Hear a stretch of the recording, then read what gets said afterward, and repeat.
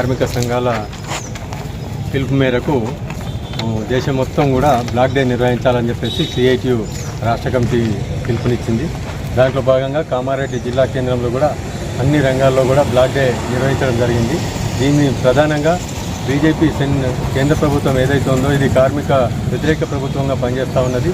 సమాన పనికి సమాన వేతనం ఇవ్వాలని, అట్లాగే కనీస వేతనాలు 26,000 అమలు చేయాలని, పిఎఫ్ పిఎస్ఐ రిటైర్మెంట్ బెనిఫిట్స్ ఇవ్వాలని చెప్పేసి, అట్లాగే ఈ బొగ్గుగని ప్రైవేటీకరణను ఆపాలని, ప్రభుత్వ రంగ సంస్థల్ని ప్రైవేట్ పరం చేయొద్దని చెప్పేసి, ప్రజల ప్రభుత్వం కాదు ఇది పెట్టుబడిదారుల ప్రభుత్వం కాబట్టి ఇప్పటికైనా బుద్ధి తెచ్చుకొని ఈ 100 రోజుల పాలన అనేది మనకు కనిపిస్తూ ఉన్నది. దీని ద్వారానైనా ప్రజల కోసం ఆలోచించే ప్రయత్నం చేయాలని చెప్పేసి కేంద్ర ప్రభుత్వానికి సందర్భంగా సిఐటియు జిల్లా కమిటీ తరఫున తెలియజేస్తాం.